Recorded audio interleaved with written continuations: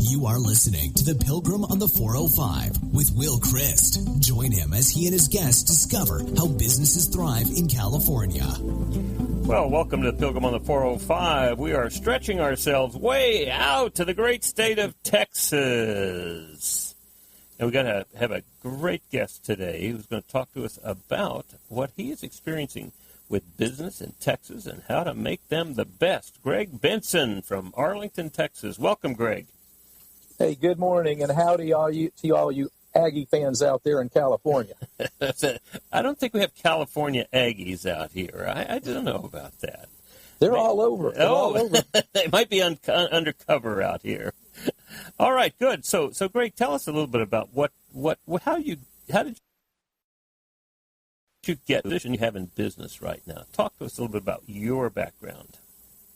Yeah, Will, it's kind of interesting. I look back on my entrepreneurial career, and it really goes back to even my early years. I remember playing Dixie Youth Baseball, and we used to sell those world's finest chocolate candy bars. And I was the top salesman for the candy bars in the entire league that we were in. And then later, just a number of things, selling this, selling that, doing this and doing that. Even remember ordering a package of seeds, flowers and vegetables out of the Boys Life magazine and selling them in door to door, going around the neighborhood. You know, I just always was doing something with business. And then,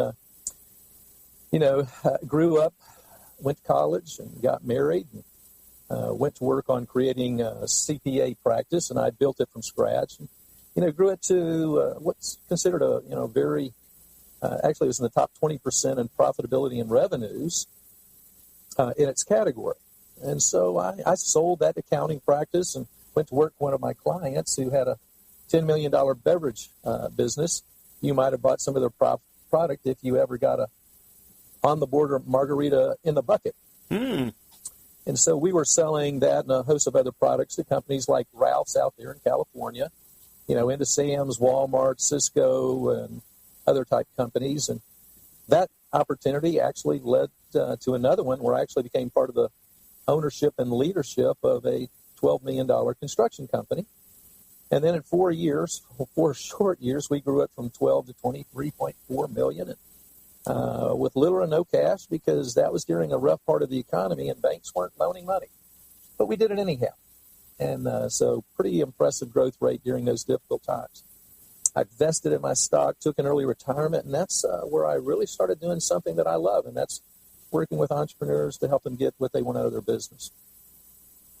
That's wonderful. That's wonderful. So Greg, tell me, what do you see with business in Texas right now? Well, Texas is a great place to be doing business. Dallas-Fort Worth area specifically, we have a number of companies relocating here.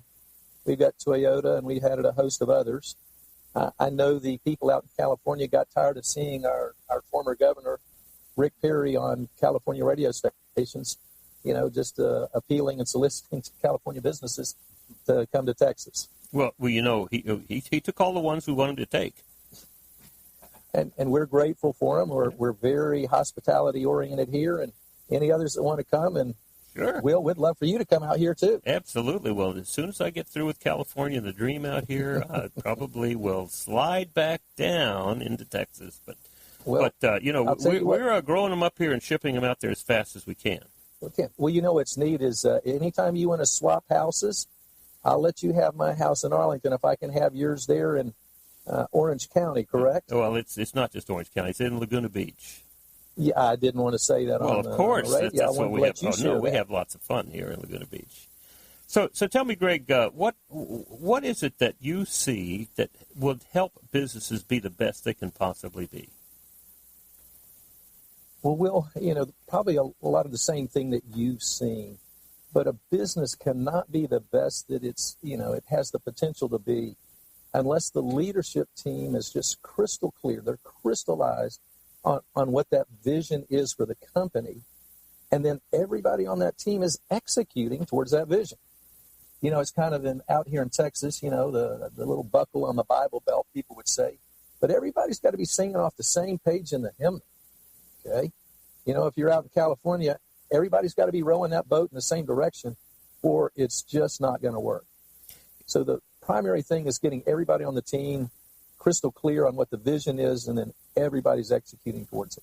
I think that's one of the things I discovered here is that in companies that are growing, very often the founder is at the center. And sometimes it's even to the place, to the degree we call it an owner-centric business. And because the founder had the original vision, he doesn't really share that vision with anybody. He simply enrolls them in his business and to some degree makes them an assistant for him to do the things that he tells them to do. Do you find that true there in Texas? Oh, yes. Yeah, no, that's got to be a universal characteristic. But the smart ones, the ones with a long-term vision, realize that they can't continue to do it all as they scale. And so, what I've seen is they have one of two choices. They either make it or they don't. That they've got to choose to let go, delegate properly, or they just continue to operate in that fashion of being owner-centric. And you're absolutely right about that it just caps their potential. Well, when they begin to delegate, what I've experienced is that people will tell me, I tried the delegation. I tried to give things to people, and it didn't work. They didn't do anything. They didn't come through. They either weren't capable or they didn't want to do it. How would you handle that? What would you tell an owner who has that kind of negative experience? Will, gosh, you've seen it and I've seen it as well, that it does happen. It has happened and it does happen. But one of the things that will help ensure a higher level of success, or potential for success, is that they will go in first and define in that function what are the 5 major roles that have to be handled in that seat. And I'm referring back to the description by Jim Collins in his book, Good to Great. We've got to make sure that we get the right people in the right seats. In other words, they're operating, in their God-given skill set, their unique abilities, what they were designed to do. So once we know that they're in that right seat, then we need to make sure that the processes in the company are established so that they know what they're supposed to do and they know how they're supposed to do it. Have you found that common in your experience in California, Will? Well, I found that when you find people who know how to do it, sometimes they don't quite fit in the organization, even though they're very, very good. And somehow there's a difference between knowing what the vision is of the company, wanting to do it, getting where the company's going, and sometimes you don't have that. You might have a person who's very, very qualified, highly capable, producing a lot, but somehow they're just not in sync with the culture of the company. That seems to sometimes hamstring organizations. Oh, Will, you're so right there. I once heard a program, and I love the description of it. The person was describing a person that says that when they were a little child, they were a difficult child, very demanding, and had to have things their own way and couldn't cooperate with other people. And then they got up in junior high, and they were still just as difficult. And people started to think they were a little bit of a jerk in junior high, and then they got in high school, and they retained those characteristics. And, by golly, they went through college, and then they graduated, and then they got out in the work world, and, they were jerks. Well, maybe they really weren't jerks, but their values weren't consistent with the cultural values, and so they were out of sync. And anytime you've got machines, just to use that illustration, operating at different speeds or in electronics at different frequencies, there's just going to be dissonance. There's going to be, a decrease in the potential of the output, and sometimes it can be to where it's completely catastrophic and short circuits the entire organization.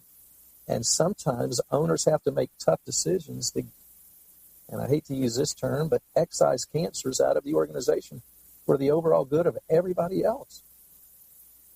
Yeah, it seems to me that's one of the things that if a company wants to be the best, they have to have the right people in the right seats. And getting the right people means exactly what we've been talking about, having those values that are consistent with the company, so that we understand what that company is doing, right?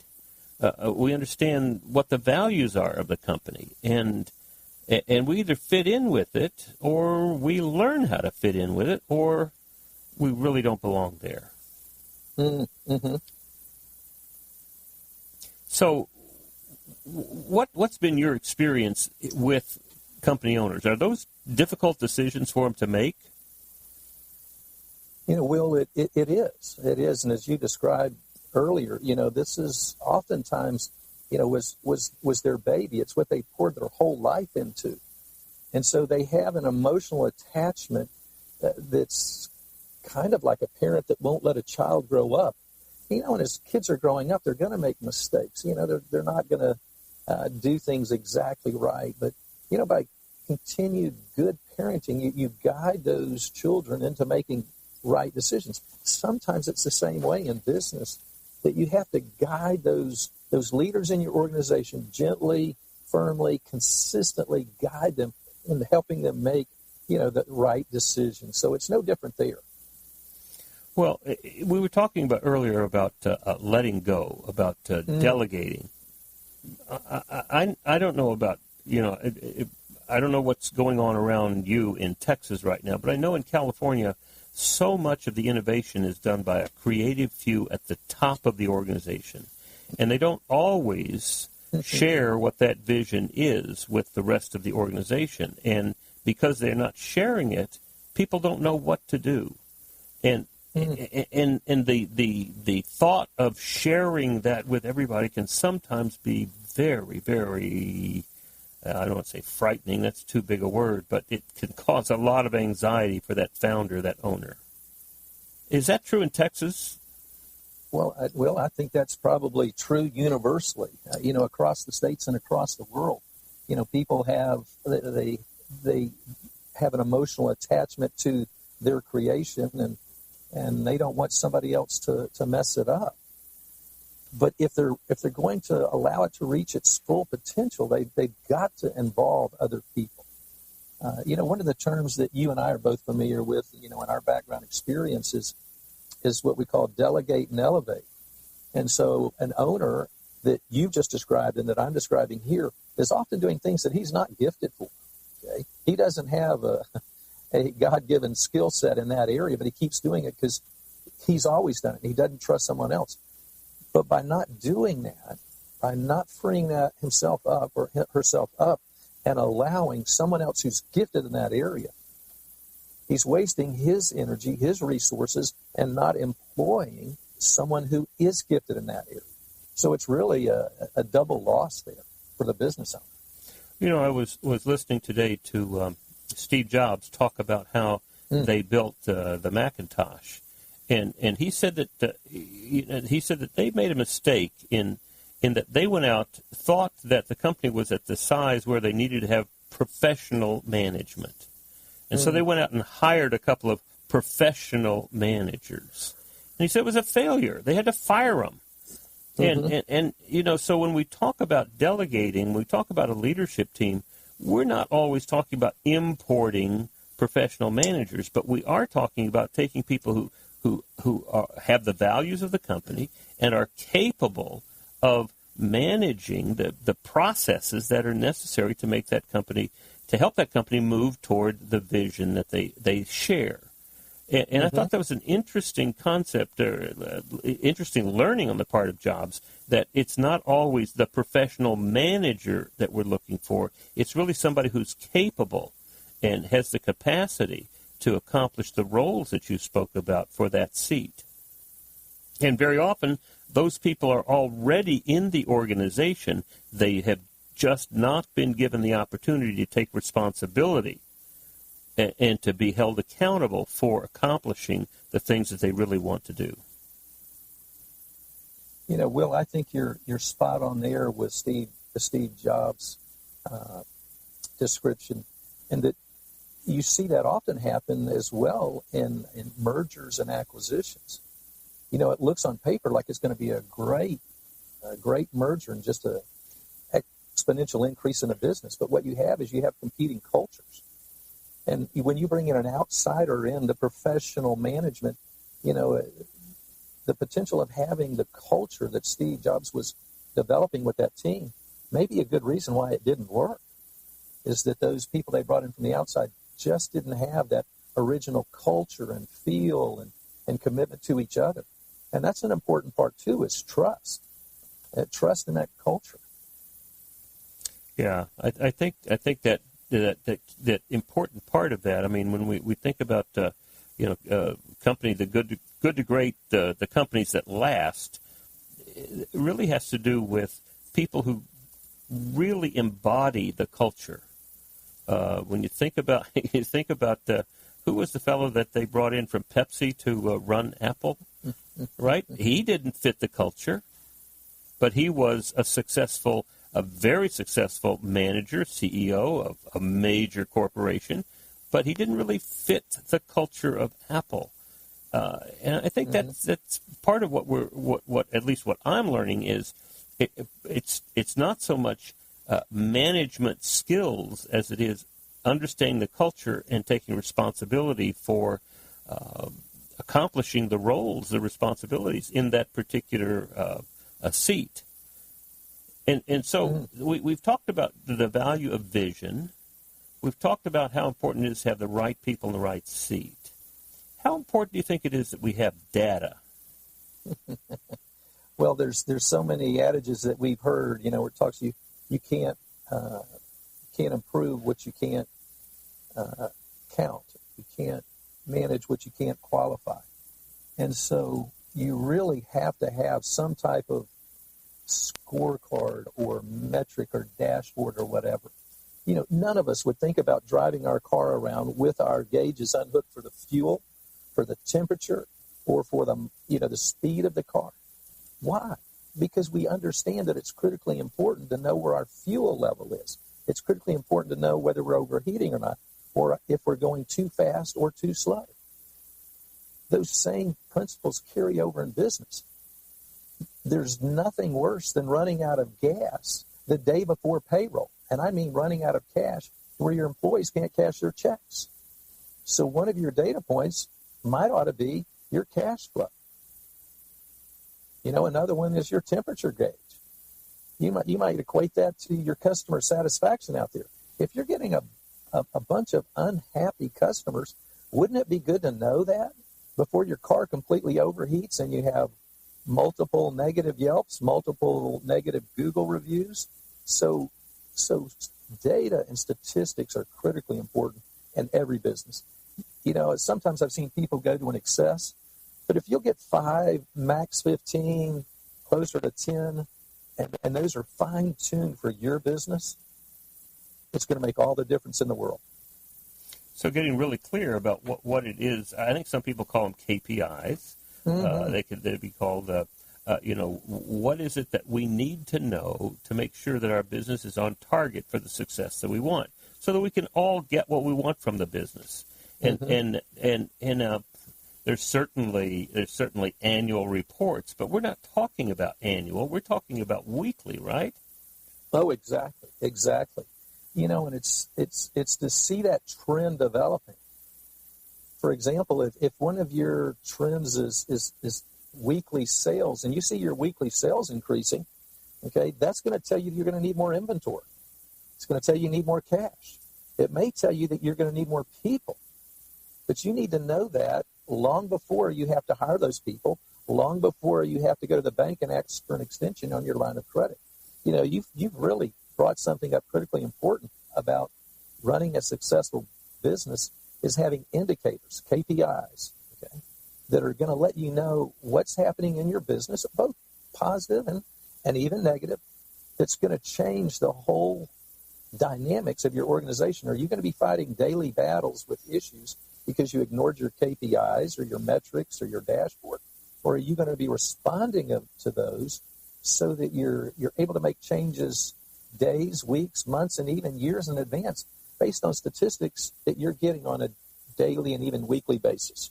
I know all of these, the scorecard helps everybody keep the circles connected, doesn't it? I mean, I remember one time helping a manufacturing company who claimed that their biggest problem was lack of sales.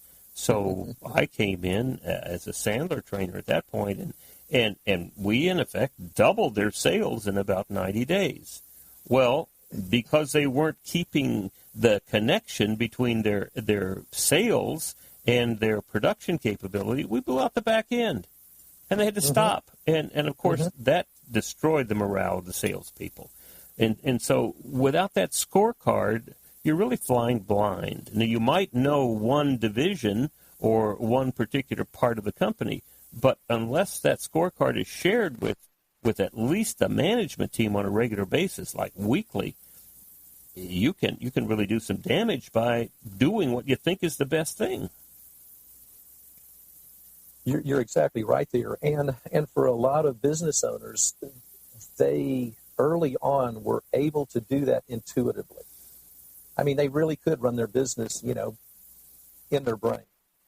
But unfortunately, as the business grows and you're adding people and you're adding customers, you're adding vendors, the complexity of the business becomes geometric, and you just can't do that anymore. And hopefully a business owner implements some type of dashboard, scorecard, so before they have a meltdown. It's that critical. Well, and if they're not, then they are limiting the growth of the business because their ability is limited. There will come a time for every business owner who's trying to do it all themselves where they've reached their limit, and that limits the rest of the organization. And obviously because I come from a financial background, I place a high degree of importance on the finance area in a business. And I have seen cases where the business owners realize the importance of the sales and marketing. They realize the importance of the operations function, but they never beefed up their financial area, the area that's going to give them that information. And they suffered for it. You need to view those three functions, the sales and marketing and the operations and the finance, as equivalents when moving forward or planning for the success of your company. Don't skip on the finance piece. You'll pay for it dearly on the back end. Well, and then as we put this scorecard together, we want everybody in the organization to have some way of contributing to that scorecard, to contributing to the progress of the company, so that in effect, when we can give everybody a measurable, then everybody has the chance to succeed. Everybody's going to get that gold star when they hit their measurable, right? Wow, that is so powerful, Will, that you brought that up. When we talk about that, a person goes home at the end of the day, or they complete a week, and if they have hit their metric, their number, their performance indicator, there's a level of satisfaction that you just don't get by going home at the end of the week and I did my job. This is something where they know they succeeded and they met expectations. And not only that, it's good for the managers and the owners as well. This person is performing adequately. They're performing well. Their performance is going to get us where we want to go. It's going to be very discouraging for an employee, for a manager or a boss to come in and say, you need to work harder. You need to work harder. With that kind of environment, is it ever enough? But we're talking about having numbers that add towards and build towards the success of that organization. And a person can go home at the end of the day and we can feel good about what they've done. They've done their job. Well, they've done it well. I remember the story of Charles Schwab when he was running the operations for the steel mills for Andrew Carnegie. He picked out the lowest performing steel mill in the entire organization. I don't even remember where it was. Maybe it was in Cleveland. But he went to that plant and he took a look at what they were doing. They had two different shifts, one in the day and one at night. And what he did is he interviewed the day shift chairman, supervisor, and he found out. He asked how many heats they did. How many times did they turn the steel in the day? And he said, we turned 6. Now, that was very, very low for the Carnegie Group. So he took a big, huge piece of chalk, and in this large doorway where everybody left when they left the building after their shift, he put a big 6 on the floor and didn't do anything else. People came in for the evening shift, and they looked at that big 6 and started talking. And the question was, what is that 6 about? And they were told, well, that's how many heats the day shift did. And you know what happened the next morning, right, Greg? Yes, but the story's worth retelling. Please retell it. What happens is the next day, when he came back in the morning to see, the 6 had been erased and a big, huge 7 was placed with an exclamation point on the floor. And each day, the shifts competed to see how good they could be. And they got up to 13 heats a shift. And as they progressed, they were all enthusiastic. They all had their morale was good. And they wound up, get this, they went from the worst performing plant to the best performing plant. So just the notion of having metrics that we can all see and measure ourselves against, I think, is a very important part. Well, Greg, we want to take a break here to hear from our sponsors. Can you stick around and let's talk a little bit more about what are the key components to making a business the best? I'd love to do that, Will. Well, we'll be right back.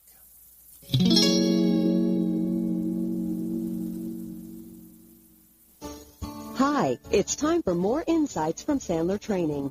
Here are some ideas on beating procrastination. Do what you hate first. The least enjoyable tasks should be done early when you're most energetic. For example, the buyer you'd rather not call should be at the top of your list. The accountability contract. A daily call with a friend outlines the dreaded things that you both should do that day. At the end of the day is where you talk about your accomplishments. The 24-hour rule. Do one thing toward accomplishing any new task as soon as it's assigned to you, and start your follow-ups aimed at finishing that task within 24 hours. Visualize completion. Think about how great you'll feel when you get it done. The more in-depth your visualization, the quicker you'll start making it happen. And that's another tip from Sandler Training, finding power through reinforcement. And so here we are back with Greg Benson, one of the great facilitators for the entrepreneurial operating system in Texas. Not deep in the heart of Texas, but in that big north part in Dallas-Fort Worth area in Arlington. So Greg, now that we've talked about vision and having everybody 100% on the same page, that the value of culture, getting the right people in the right seats so that people get it, they want it, and they're capable of doing it. And we've also talked about the importance of data, how important it is to have a scorecard that we all can see and measure against, and then ultimately everybody in the organization having a measurable that not only does this help them to see what they've accomplished, but also helps them to feel good about the contribution they're making to move toward the vision. So now, when you were in your CPA practice, did you ever observe companies that had issues that stuck around for weeks, quarters, years? Wow, Will, that's one of the things that really pulled me towards EOS and the concept of traction. Actually, I mentioned to you that I had sold my CPA business and went to work for one of my clients. And that's where I saw that what you're just describing just stand out so powerfully there. We had issues, and we would be in meetings, and the VP of ops would talk about this issue and talk about it. And then, of course, the sales and marketing, the VP of sales and marketing would have to chime in as well, and then the freight person would have to chime in, and then the finance person would have to chime in. And boy, I'll tell you what, they just beat that discussion to death. But we really didn't solve the issue. We didn't identify what the real issue was. We didn't dig down deep to find out what the issue really was. We were looking at surface level issues, and then we didn't solve much. And we walked out of those meetings and we felt like, man, we did something today. But when we came back together a week later, and we still had that same issue. And so I saw that, and I mean, it's gut-wrenching to not have a process like we have in EOS. And Will, if you would you mind sharing with our listeners the IDS process? Well, I mean, what we've learned is that you have to identify what the real problem is first before you start talking. And until you have an agreement on what the real problem is, you may well be spending all of your time and energy and conversation just looking at symptoms rather than the real problem. So sometimes it's a little uncomfortable for people to dig down to get the real problem, because it may be that they are the real problem. But that is an essential part of the conversation, is what is the real problem here. And once we've identified what the real problem is, it really becomes fairly obvious what the solutions might be, what the possibilities for solutions are. And so then the next task is to go around the leadership team and ask, what should we do? How will we fix this? How do we resolve this problem? And so getting clear about what are the possible decisions. Now, let me interrupt you here. In those meetings that you and I have sat in before, you have one person that they have an agenda and they want to press the issue and they want to repeat their input and their solution multiple times. What do we do with people like that? What if we agreed at the beginning that everyone would get one chance and only one chance to express their solution? Now, and if that became part of the discipline of the conversation, wouldn't that solve that problem? Because, in effect, what happens is when we talk for the second or third time about our issue, aren't we politicking and trying to convince somebody? Oh, absolutely. And what you find is that when that's going on in a meeting, the participants, they check out. They go, listen, this director's going to get his way no matter what. He's going to just hang on to this till everybody agrees with him. Your solution, our solution with IDS is everybody gets to share what they want. They share it one time, no politicking. It's such a powerful process that you describe. Well, it's sort of simple, right? Mm-hmm. It's an obvious, it's a duh. Why did we come up with this 20 years ago? But here we have that discipline. Identify the real problem, discuss it, but discuss the solutions, and only discuss one time what that solution might be from my perspective. And then after everybody has the opportunity to get all the possible solutions out there, after speaking one time about it, then it'll be obvious what solution we are going to make, because we can then just pick one. And it's more important to pick one than to pick the absolute perfect one, because it's better to walk out with a decision than, even if it's not the best decision, than to walk out waiting for the best decision 2 or 3 months down the way. That is so true. One other discipline or rule in that IDS problem-solving track is you cannot go off on tangents. How many of us have been in a meeting where we're talking about a topic, a very important topic, but before we know it, one person, maybe two people, have hijacked that conversation to something 2 and 3 doors down from where we originally started. So I want to add not only no politicking, but no tangents. We've got to stay laser focused on the issue, and then the possible solutions, and then the decision on the solution. How do you feel about that additional rule in the process? Well, I think that's important. I mean, if a company wants to be the best, if that's what the leadership team has decided, we're going to be the best, then how they solve problems, how they take these issues on, set them up, knock them down forever so that they're solved, they don't come back. That, to me, is what makes a great team. After you have a clear vision, you got the right people in the right seat, you're getting data consistently that you can trust, then it's how we solve those issues that makes us a great company. Oh, absolutely. You know, and one thing that business owners and leadership teams have to understand, it's critical that they grasp this, that their ultimate success is going to be dependent upon their ability to solve their issues. The most successful companies are successful because they've been the most successful at solving their issues and their problems and overcoming their obstacles and eliminating their flaws by solving their issues.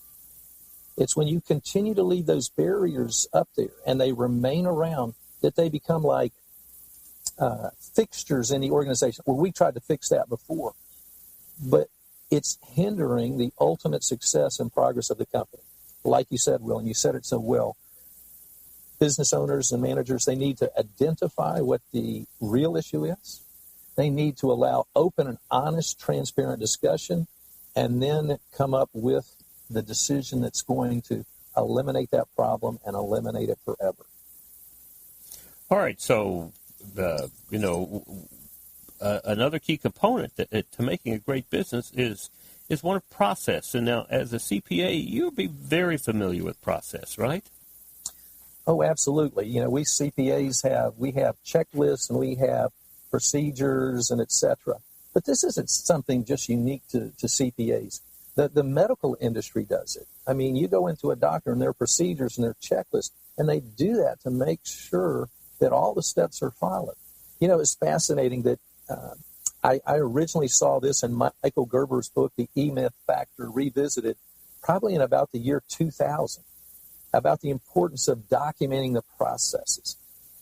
And so that guidance has been around just from that resource for 17 years, but yet it's still probably the most disregarded, component in a business is documenting your processes. At least that's what I've seen with the clients that I've worked with. What's your experience been, Will? Well, I mean, I can't get away from what happens in a cockpit of an airplane.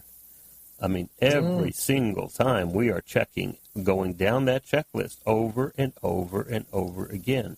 And it seems to me that the best companies have processes that are well documented. They work.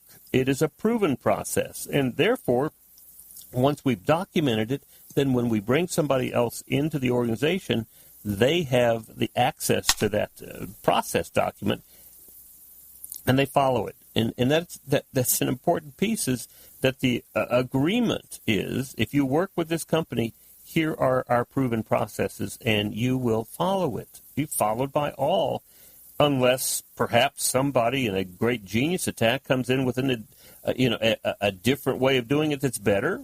We can consider it and decide if we want to change our proven process. But until we do, this is our proven process, which makes it a lot more productive, a lot more profitable, and ultimately a lot more fun. Well, Will, I'm in 100% agreement with you there. And again, coming from my finance background, I like the part about it being more profitable. More money left over in the business, for raises for the employees, for benefits for the employees, for the safety net, for when the economy will turn, because the economy is going to eventually turn. But having your system, your processes systematized also allows you to scale and go to whatever level, you want to take it. But you can't have that unless those processes are being followed by all in the organization. You hit the nail on the head when you said that, Will. Well, then finally, one of the things that I know that you and I share a passion for is this whole notion of having a meeting pulse, a way of keeping these circles tied together. When I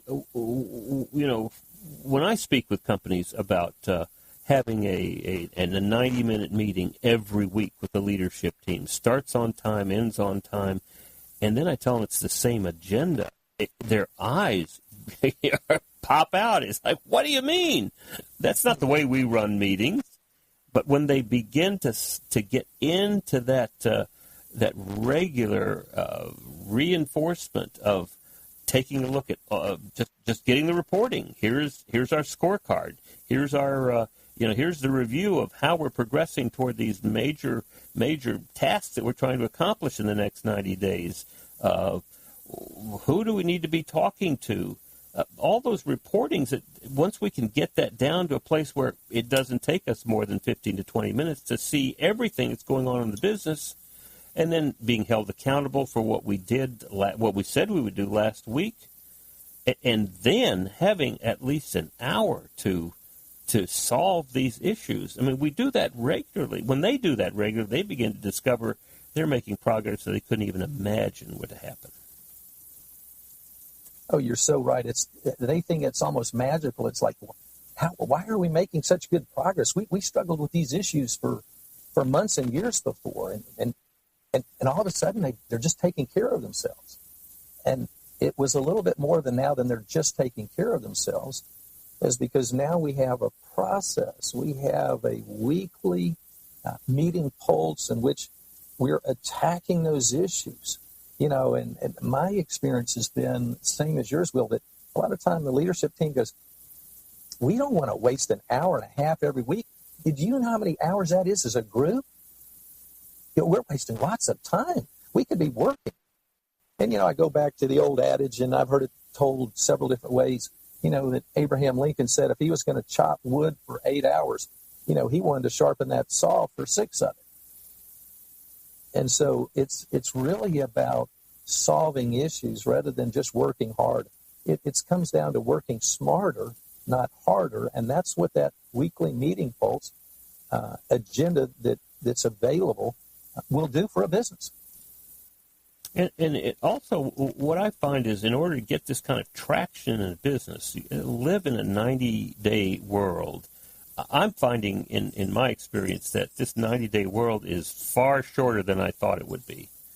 When you really have a group that you're accountable to, and you set out expectations for 90 days. I was thinking today, driving in, today's Tuesday, I spent Monday doing a lot of training. Tuesday, my calendar's full. Wednesday, I have an all-day session with a client out away from Orange County. And then I said, I only have Thursday and Friday to accomplish all the things that I wanted to get done. And I began to realize that this 90-day world is something that stretches me to accomplish, to stay focused on accomplishing these tasks. And I can understand from working with my clients that it is a learning how we live in that 90-day world. I've seen the same thing out here in Texas, is that you need that 90-day world to give people a definitive target in the future so that they can push hard, and they can push hard, and they can push hard for it, knowing that it's an attainable goal, but that there's a time frame on that goal, and that you have to consistently, quarter in, quarter out, keep that meeting pulse, that 90-day meeting pulse going. And it's meant to be a forever thing. You just don't do it for 3 or 4 quarters. Oh, we had the best year ever. And then you stop doing it. Guess what? There's so much, retrograde, sliding back into old habits. And you're going to lose a lot of the gains that you fought so hard for. But if you keep that 90-day world going, it's just a powerful tool for continuous growth.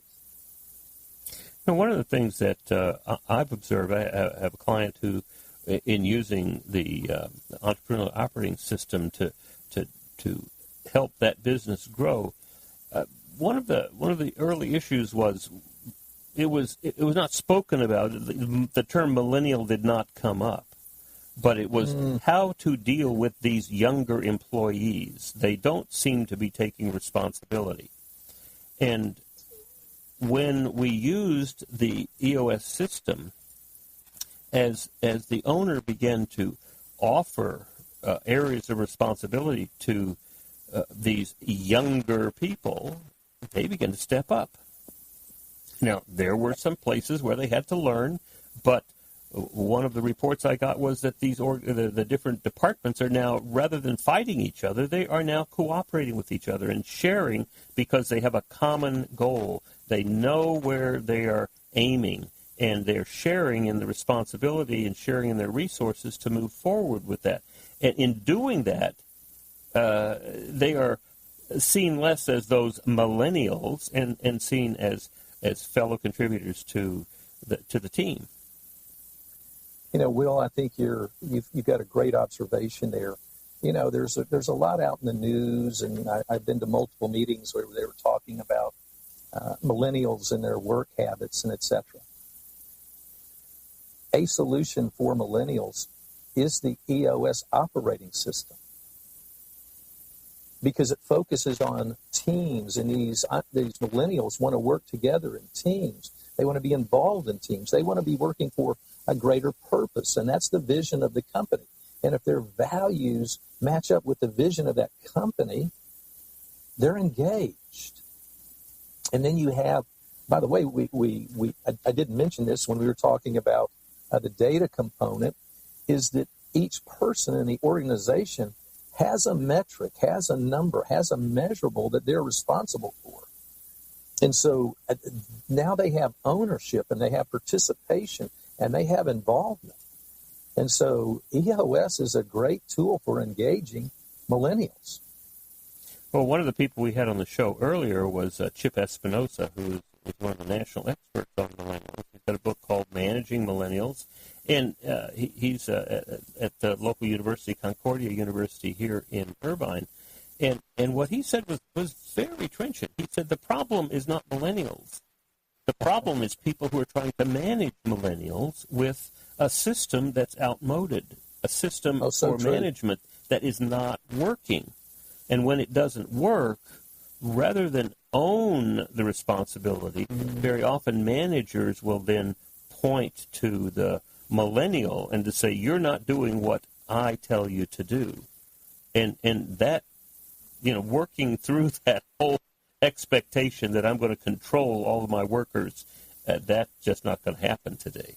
And so the problem is not just millennials. The problem is, what system are we using to accomplish our goals?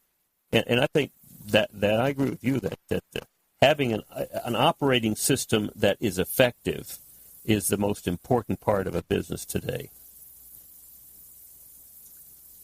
I wish I would have heard your speaker on the millennials, and I think that was a great resource there. I've heard the same thing. I had a gentleman come out. They were with a consulting group and speaking to a group that I was at, and they said the very same thing. And you should have seen the response of those that were 40 and above. Well, when I started, my profession, when I graduated from college, well, just a simple observation should make a person realize we're not back there then. We are here now. We need to look for solutions that work now. And the system and the tools that we find in EOS of emphasizing entrepreneurial leadership teams, sharing that same feeling and motivation down throughout the company, is a prime reason why EOS will work and does work well with millennials. Right. So what I'm thinking is that any organization where the leadership is feeling pressure about not being able to accomplish what they want, they're not getting what they want from their business. Organization where accountability is not a part of the DNA of that organization, where people problems are, and people problems could be, we got people we have difficulty working with. It could be we have a high turnover. It could be that we're not clear about where we want to go, that everybody doesn't know. We've got conflicting agenda here. Any company that has those kind of issues should be examining their own operating system because it's not working. And companies can be successful. They can become the best. There is nothing other than their own attitude, belief, behaviors that get in the way of that, and that can be changed. There are many operating systems out there, many of them good, and the entrepreneurial operating system is one that you and I share. And anybody who's feeling those kind of struggles, those kind of hitting the ceiling issues, should be talking to us, at least to learn how, that they can make some decisions about how to become the best in their industry. You know, Will, you're so right there. And one of our core values, and we didn't talk much about that on the front end, but one of our core values is giving value and doing the right thing.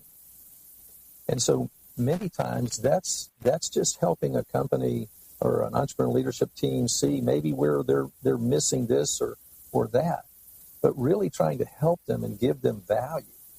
And that's one of the reasons why I love, the EOS system.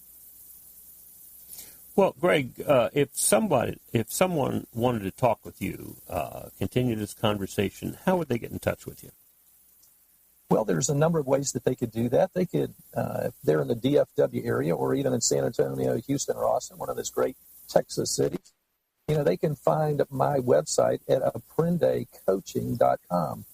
And aprende means, in Castilian, it means to learn. And what I help my clients do is learn a new way of doing their business, and that new way is EOS. They can also find me on LinkedIn. And so those would probably be the two best ways to find me.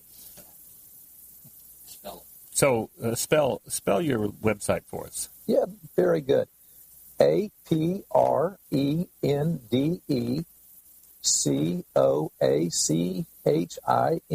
aprendecoaching.com. And it's Greg Benson on LinkedIn.com. Excellent. Well, it's been a lot of fun talking with you, Greg. I look forward to seeing you in less than 90 days, right? That would be great. Looking forward to it, Will. Hey, and to all you Californians out there, you guys are a great state. Look forward to doing more business with you guys. Well, we'll do our best to keep producing great companies to ship to you.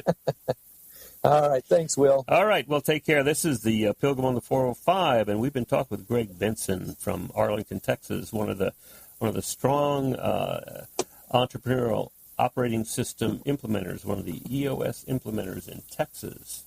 And what we've been learning is how to make businesses thrive in California. So we wish you the best and look forward to talking with you next week and talking about how businesses thrive. You've been listening to The Pilgrim on the 405 with Will Christ. To hear more of the programs in this podcast, go to www.willchrist.com.